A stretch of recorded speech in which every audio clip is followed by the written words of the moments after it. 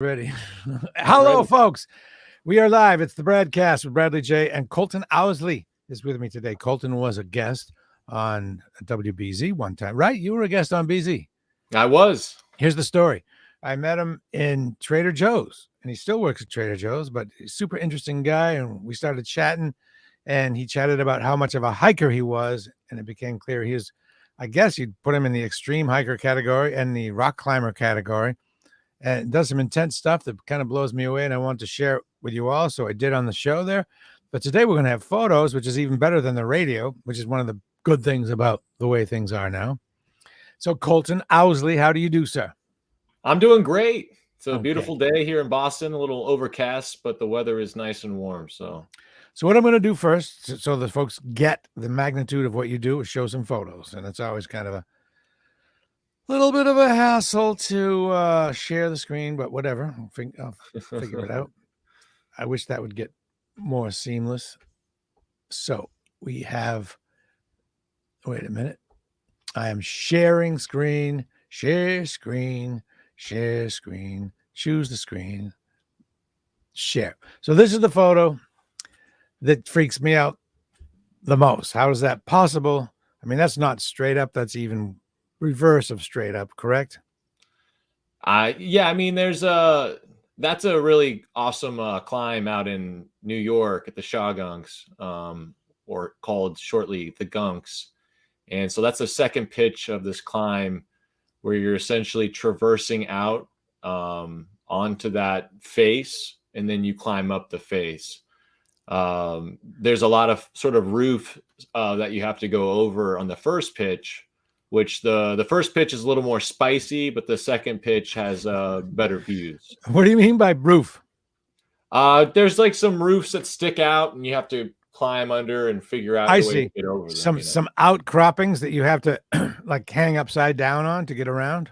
You just have to maneuver. It's all about maneuvering your body and your body weight. Sorry, I got my girlfriend left her phone here. It's all right. It's okay. Sorry about that. It's all right. That's cool. All right. Let me share another photo.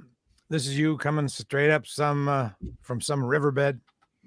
So that's up in Acadia, Acadia National Park. It's Chitlin's Corners, the climb. Beautiful, beautiful climb. That was actually my first multi-pitch climb. And multi-pitch climbing is essentially when you are you're climbing up to an area, you're creating an anchor, or there's an anchor already set, and then you're proceeding to climb up the next length of the rope, or however long the next pitch is or so. And what's a pitch? So yeah, pitch is just, it's a pitch is when you're climbing essentially to the length of a rope. So if for big walls, there's many pitches. Okay. It's just a line, and they're rated. Each pitch has a rating as the difficulty level. So they just break up a large climb into pitches, because you don't have a rope long enough to do it all in one go. So this Chitlin's climb here's the first time you had to go more than one rope length up. Yeah. So when was that? When we did the last interview was after I hiked in the Dolomites, did the Alta Via 2, and that was the hike that got me inspired to start rock climbing. When I was at one of the refuges, which you stay up, there are these huts in the mountains. Near the end of our hike, one of the refuges had a ton of climbers there, because there was this beautiful rock face behind, and these guys walk down, they have all their gear and their ropes. And when I saw that, I instantly was inspired to, what is this? I want to learn about this. I want to do this. So I talked to some of the guys, and I made a vow at that moment, when I get back to Boston, I'm buying a pair of shoes, and I'm getting a membership at an indoor gym, and I'm going to train for a year, and then I'm going to climb outside. That's my goal. And you did it. I got back to Boston, popped into REI, bought some shoes, went to a local gym. And actually, I ended up working at that gym. I started going so much that within like 4 months, they asked me to start working there. So you still work there? I still work there. It's in a rock spot in South Boston. Come check us out. Okay. So let me see. There's one picture, two. Oh, this is you having succeeded at something. Where is this? Oh, I need to pop that picture up. Yeah, I can't see it. Do I have to reshare this son of a gun? I guess so. Son of No, a it's gun. hold on. It's sharing. Oh, I need to. Yeah. Can you Oh, see it that's now? in Yosemite. Okay. That's a super fun climb. It was called Sunnyside Bench. Very easy climb. Easy for But you. essentially, Easy for you. I mean, yeah, sure. But even if people are climbing, and that's the thing is like, I just want to encourage people that, you don't have to be uh, Alex Honnold to climb up a wall, and you don't have to do these crazy big things. There's a lot of really rewarding aspects Okay. to climbing that, there's the grading system, and I'm not up to pro level climbing, but am I still having a flipping blast? Heck Right. yeah. So, How many people? How many people that do rock climbing in gyms ever get onto and rock an actual rock? I don't know. I mean, it's hard to say. At the gym that I climb at, I'd say the majority of people there don't climb outside, but I'm at more of a bouldering gym. I feel like if you have more of a ropes gym, I guess it's really up to people, what they're interested in, what their comfort level is. All right. That was my big goal, was to climb outside. So now I don't really climb much in a gym. I train in a gym, but right now we're in winter, so obviously I'll be climbing in a gym a bunch. I'm going to Red Rocks in February, but you have to, travel out or hope for a warm day and have good conditions here in the winter climbing. But Right. you know, Otherwise, it's ice, right? I mean, ice climbing is another something I whole. haven't given a go yet. There's a It's really another whole cool thing. documentary on Netflix called The Alpinist, and that guy I is saw that. wild. I didn't see it. Yeah. I'm seeing that I should probably watch it. Oh, you should definitely watch it. It was in the theaters really quickly and left, and me and my girlfriend went up to Portland, Maine to go watch it at the arts museum there. They had a viewing, and it was absolutely stunning. So this photo looks like it's probably Moab, maybe not, but maybe. Yeah, that is Moab. So that's Castleton Rock. That's one of the 50 American classic climbs. It's called the Core Ingalls route. Super, super fun. I mean, I'm used to climbing out in the Northeast, and I've gone out west, but this is my first time having to do off width climbing, which is essentially where you're using your body and maneuvering through cracks. So when I got into the first pitch of this climb, this was 4 pitches in total. I was like, sticking in between this crack, like having to shuffle my body, doing the body shuffle, and it was super fun. Super different style of climbing. I mean, the views were absolutely stunning. We cruised up that thing. It was a blast. Why is Saw it a some different? dinosaur tracks. Why is on it the different way. style of climbing? Because you're doing more wedging, or because the rock is softer, or Yeah, you're doing more wedging, especially out in the Moab area. There's an area a little bit south called Indian Creek, and that's world-class crack climbing. So that's when there's just these big splitter cracks, and you're having to use your hands, your feet, all these things to jam in. So it's not so much holding the features of a face, it's as it is to actually just jamming your body in cracks and getting up the wall. do you have a preference, or is it just equally like you like them equally? They're just different. I mean, they're just different. I personally, crack climbing is a beautiful art. I wish I could go out to Indian Creek a bunch and work on that technique, because it is a very specific technique. That's much different than the climbing that I do out here in the Northeast. There's a few cracks here and there, but not really nothing can compare to the cracks out there. So it's hard to train over here for that sort of situation, but I wouldn't be opposed to living in Moab for a year or so. I was going to say just to work on that. I mean, it's a magical land.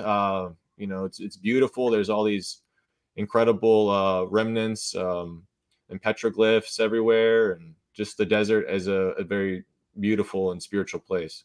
There's COVID must be particularly irritating to you, or maybe you don't let it bother you. I mean, you're driven to go climb these places. Does it hold you up, or do you say, look, I kind of get COVID now. I understand the risk. I'm now ready to take some risk. Yeah, I mean, I really think that there's always danger. Danger is ever present, but fear is a choice. I mean, yeah. I suppose so if for you're a me, rock, I personally, in the things that I do, I mean, I don't really like to be go to big cities. And I mean, I do like art museums and culture and things of that sort, but I'd rather be out kind of in the middle of nowhere, or, there climbing crags can get rather crowded, but you're still outside in space, Yeah, so yeah. So for COVID's me, not COVID hasn't obviously. really affected my Oh, lifestyle. If yay, anything, that's it's good. kind of taken away a lot of distractions and Good. allowed me to focus more heavily on my life outdoors. Wayne Greenside asked if you've climbed El Capitan, and that's one of the goals, right? That's my goal. I'm not to that level yet. Again, I started climbing 2 years ago. I climbed a year in the gym, and then I've been outside for, I'd say, a little over 2 years. So outside for just over a year, and in that period of time, I've had a lot of great mentors who have taken me, under their wing and shown me the ropes. No pun intended, but there's a lot of different knowledge and skills that need to be acquired before taking on something as massive as El Cap. So, what specific knowledges and skills does it take to do that you don't have yet? I mean, setting up rigs, essentially setting up the portaledge as you sleep on the wall overnight. The bigger the expedition, the more gear you need. So that whole system, I'm still in the process. I'm trying to do some certifications this year. I want to do a self-rescue course because my Yosemite trip was pretty flippin' wild when we were 1,000 feet up and a flash flood came in, and we had to ride out the storm and then figure out our exit plan, which I was with a more experienced person. That was like my first time on a big wall, and to have that experience happen to me, I wasn't, if something would have happened to him, I probably wouldn't have had all the skills necessary. I mean, I would have tried to figure something out and just waited to be rescued or something. But I mean, a lot of things can go wrong. Right. So the more preparation that you have and your knowledge of the route specifically, navigation is a huge piece of that. So there, yeah, my goal to get to Yosemite is going to require me to be able to do rig systems, have a little more aid climbing experience. So aid climbing, free climbing is what I do. You climb the features of the rock. Aid climbing, you're using gear in order to help assist you up the wall. Like So what it's kind not of so gear? much what'd you say? What kind of Uh, gear? the gear Anch- specifically, I mean, there's a number of tools that they use. They'll have, so in old school climbing, they just used pitons and they would hit those into the wall. Those are still sometimes used, but mainly cams and nuts. So cams, essentially, it's a piece that as you press the lever, it uh, it closes and you stick it inside of a crack, and then as you release it, it's expanding. So it's creating enough. These are rated for different force levels of falling on them. But they are very dependent upon the placement in themselves. So just because it's a good piece of gear, if it's a bad placement, it may not hold. So, and those all go back to just like the safety issues of what it is to be a safe climber, and then the ethos of that. So there's a lot more that I need in order to take on a journey like that, an expedition, to do it safely, because I want to continue to climb many more things, and there's no rush essentially, but the goal to have that, and I know that I can do that eventually, is really driving me in the present moment and giving me a lot of satisfaction here in the now. So, can you talk about that in some detail, like second by second, the flood or an avalanche that happened above you on your first big climb? Like, So go ahead. yeah, I'm sure you've told the story a bunch of times, and that will serve you well here. So, give me the short version, but yeah, I'll give you the the short cliff notes detail version. here. Yeah, I will definitely. The cliff notes. So this climb was in Yosemite. It is the Middle Cathedral, which is directly on the opposite side of the valley of El Cap. So the whole time you're climbing it, you're looking at El Cap. And me and my buddy were joking that this is the warm up. Like, we got to keep our eye on the prize. El Cap's right across. We'd made plans to do this big climb. My climbing partner was he was studying his master's in Boston, and he's from Ecuador. So this was his last summer before heading back to Ecuador. So we really wanted to do this climb together. And yeah, it was a 10 pitch climb over 1,000 feet. of one other American 50 classic climbs on the list, opened by Warren Harding, who is a climbing legend for especially Yosemite in the early years of big wall climbing, etc. But we made the plan.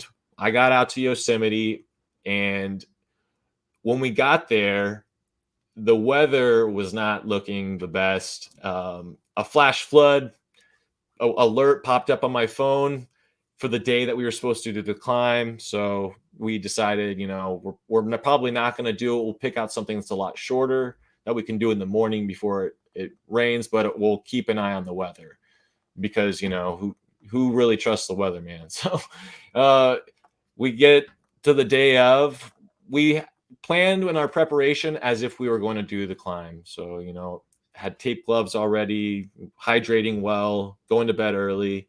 And we got up crack of dawn, like 4 a.m. And look at the weather, and it just says the weather had completely changed. It said 15% chance of maybe light rain. So, with that, even though obviously I shouldn't trust the weather, man, went with that, and we decided we were going to attempt to do the climb. So we start moving up the first, which is the hike into the base of the climb. So that's always can be tricky as well, but had a good app. The Yosemite app is awesome shows you the approach to everything. Headed up to the climb, and we proceeded to start going up. And so my partner led the first 2 pitches. I led the third and the fourth. So we have a topo, which is just essentially a map giving you, the navigation as to how to get to each pitch and where to set up stations and what features to look out for to help you navigate up the wall. So essentially, once you get to pitch 5 in the book, it said, after pitch 5, this is a very difficult to retreat, because on pitch 5, actually, this is beautiful. This is actually the middle cathedral right behind me, this photo. Okay. So that's what we climbed. Wow. Yeah, there it is. After pitch 5, you do a long traverse. So you're no longer kind of going upwards. You're moving, out and then going back up.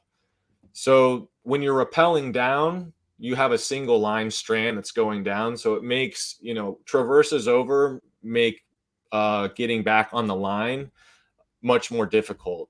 So we got past pitch 5. I led pitch 6, which was that traversy pitch.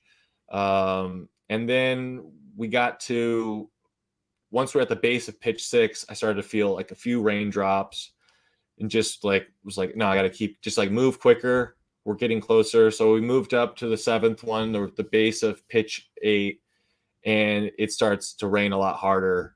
And I look at my phone, and I see that's no longer 15% chance of some light sprinkles, that this is like a huge red flash flood coming straight for us. Oh, and no. When you're in that moment, you're kind of like, holy shit, like I'm very far from the ground, and I'm still too far to get up. Like, there's nothing I can do but, buckle down. So I climbed up to the spot that I felt would be a good spot for us to ride out the storm. And I built an anchor there, which is where you're using those camming devices and nuts in order to, you use 2 to 3, not 2, 3 to 4, more the merrier, especially if you've got a flash flood. I put, I think, 4 pieces in there, and behind in these cracks, and set myself up and pulled the rope up, and my climbing partner climbed up, and he was right underneath me. There wasn't enough of a ledge, but for us to kind of stand or next to each other. So he was still kind of slightly on belay. He set up another little anchor for himself. And then the thunder starts like pouring through the valley, which was quite an awe-inspiring experience to hear the thunder and to see, nature about to bring her A game, So I was getting ready, and it started to rain, and it started to pour. And I took one video with my phone right before my phone died. I had my rain jacket on and a hoodie underneath it. And I mean, then it starts to hail. I mean, it was raining so thick I couldn't even see like anything in the valley. Like I couldn't see El Cap anymore. I couldn't see down below, and the rain was getting blown up. These pieces of hail, a little larger than pea size, were just like raining down. And then as the wind starts ripping, like, rocks are starting to fall off the wall. I saw one fall maybe like, I don't know, 8 feet in front of me, just like straight down, a big one too. My buddy just like, I remember yelling to me, like, just get as close to the wall as possible. So I'm just, next to the wall, like water's running down the rock everywhere. And so we sat through that for about 2.5 hours Wow. before the storm cleared. And yeah, I mean, there was just a lot of I just observed it all. I could do is you can't really do anything. So you surrender to the moment and to the lack of control and just breathing into it all. I was thinking of Wim Hof, the Iceman, because it was getting flipping cold up there, with just the water and the wind. And my friend's girlfriend was down below. She was freaking out about us obviously getting caught in the storm up there. And I tried to contact her, but then my phone died from water damage because I guess there was like a hole in one of my rain jacket area in the pocket. And so my phone went out, the walkie-talkies went out, my buddy's phone wouldn't call, it would only text. And after the storm cleared, he like pulls out the topo because we're trying to figure out like, what are we going to do? Do we like try to aid up or wait out and see if it dries, or do we bail? So I'd run out of water too. I was like, I had a Gatorade left. So I was like very, gingerly drinking that. And then we decided we were just going to bail out, that we didn't know what the conditions were going to be. And it was safer for us to try to move down as opposed to, carry forward. But honestly, the bailing was a lot scarier than the storm. I mean, so like I said, in pitch 5, you're traversing over, and so we're on this line now, and the original line's over here. So once we got to the point where we dropped down, we have to try to run on the wall to pendulum over to get onto the original route. And I kept trying and trying, like, heaving, running over, and there wasn't enough to grab onto. It was really, really slippery and wet. My shoes were barely kind of like even sticking, and I got flung over and I got caught on a tree. So then I had to like, ascend back up, get to a ledge. My buddy goes there. We set up a small little anchor that, you have to leave gear too, because there's not anchors everywhere. So we're trying to leave as little gear as possible, but trying to also be safe. So there's a lot of decisions you have to make. I tried it again to pendulum over, and this time it's even more featureless. There's really nothing for me to grab onto, and it's getting dark now, so I have my headlamp on.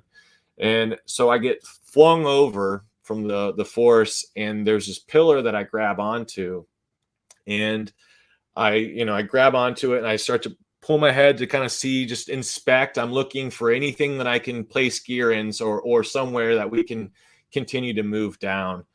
And I look around and I see these bolted anchors there.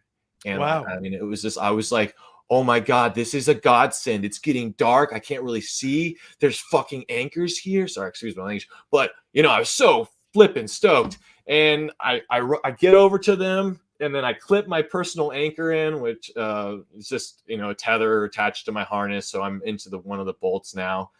And it's on an inch ledge that's enough for maybe 2 people to stand on next to each other. So you're shoulder to shoulder on an inch ledge. And I look up at the bolts, and I start getting like chills, because there's a piece of like old rope tethered up on it, and they look really rusty. And then I'm like, oh no, like, I don't know what to do. Like, we got to either there's no way that way. This doesn't look good. Like, we just got to move quick. So I clipped in the rope. On a carabiner. So my buddy had a directional. he gets down to it, and we were both cool the whole time. We kept our humor about us. We worked extremely well with one another. I mean, when you're in these sort of moments, it's really important that you and your partner are able to communicate and keep your cool and just be able to, make the best decisions with one another in mind. He gets there, and, he just quickly made a little anchor off of them, and we just lowered down. And I mean, when I looked down, we were still 200 feet from the ground. And I mean, it was a straight drop down. I don't even know what those bolts were for. Anyways, that rappel got us down to some talus rocks still on the face kind of, and we had to make one more anchor. And then we finally got to the base of the climb. So now we're at the base. The original start point that we were at was actually 100 feet up from where we were at when we got to the ground.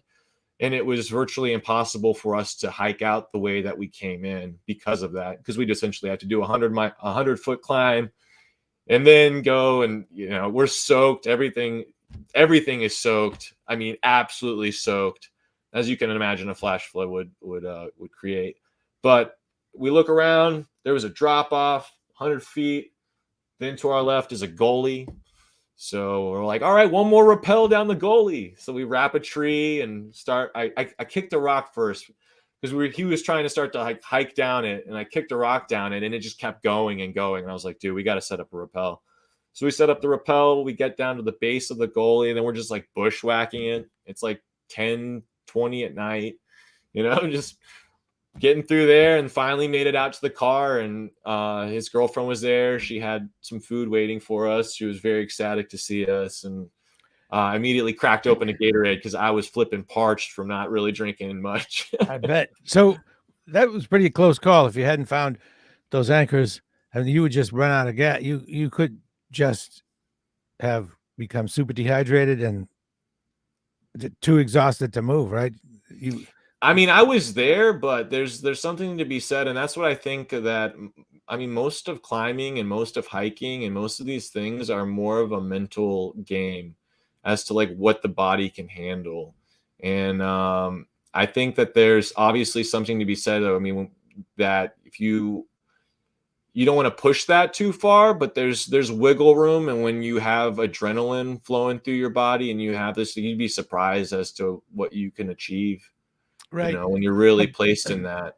Right. But then there are guys like in the Eiger that, they're climbing that and they don't make it. They just hang that. They don't even go bother to pick them up. They're just hanging there.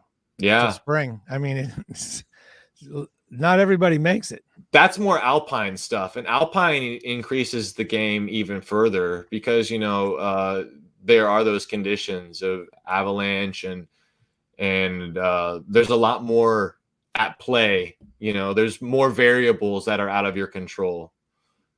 Before we finish up, I want to ask you about just the role that your father or maybe mother, but your father played in motivating you, and then we'll be done till next time. You'll keep us updated, hopefully. Definitely, Bradley. Thank you for having me. Tell me about your dad. Yeah, my dad is he's from Montana, Idaho area, so big outdoorsman. He's an avid hunter and hiker, and I did not grow up with my father. I grew up in South Florida, Naples, Florida, so the beaches of Florida, not any mountains going on, but I'd see my dad once a year growing up, and he took me to Glacier National Park, and he would take me out fishing and hiking, and we were always, every summer I went up, we would do something. We went to Alaska one summer. We'd go to Montana. We just go out into the bush, and my dad's got mules. So we do these deep, excursions into like the Bob Marshall Wilderness in Montana, where you're going pretty deep in on these mules, and you have pack mules and you have all your stuff. And so he's pretty high. He's really hardcore. Yeah. And so when we went out to Moab, that was a beautiful thing because I hadn't had a birthday with my dad and since I was 19, and my last birthday I turned 32. So me and my dad have had there was a lot of periods of time too growing up where he was not around, and I didn't see him for a long time, and then him living so far away, just me and him have a very interesting dynamic in the sense that like we'll go years and years without seeing each other. Trying to fix that more. Like I'm going to see him for Christmas, so I'm trying to spend more time with him. But it was really special for us to go out to Moab together for my birthday. Again, I hadn't had a birthday with my dad in many, many years. My dad's never seen me climb. And my dad's he's been a big support. You know, he'd always go to my cousins' like baseball games and stuff like that. But unfortunately, me growing up, my dad never got to see any of my games or really see any of those parts of my life. So it was very special for my dad and my girlfriend when I did the Core Ingalls route. They were below with the telescope, and he had his big camera and was taking photos, and he kind of got to share the day from the ground, and he was just so supportive and so excited about what I'm doing, and yeah, he has a lot of respect for it. So we have a very good mutual respect and both of our love and reverence for nature and our different paths of that. Well, Colton, you tell a great story, and of course the story's not over. This is an ongoing saga for you. For one thing, you're probably gonna take another crack at Cathedral, right?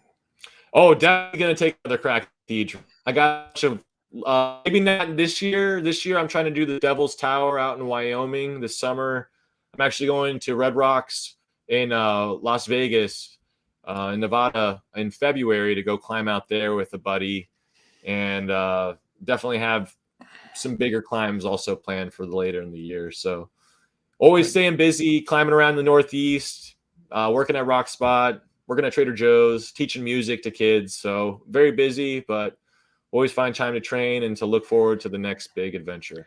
Well, we'll find out more about you and about your adventures as it all unfolds. And you're a great storyteller and a real asset to the show. I really appreciate you coming on again, and we look forward to seeing you and hearing from you again. Well, it's always a pleasure to see you, Bradley, and thank you so much for having me. And everyone, happy holidays. His name's Colton Owsley. By the way, Colton, I'm sure there are more pictures online. Any directions on how people can find you and your stuff? I mean, I have an Instagram, but I don't really use it that much. It's been like 6 or 7 months since I posted any photos, and okay. I'm trying to get better about that. So well, we can just do it. We can show people here. It's at Colton Bryce, BRYCE on the As Instagram, in the canyon. if you want to check me out.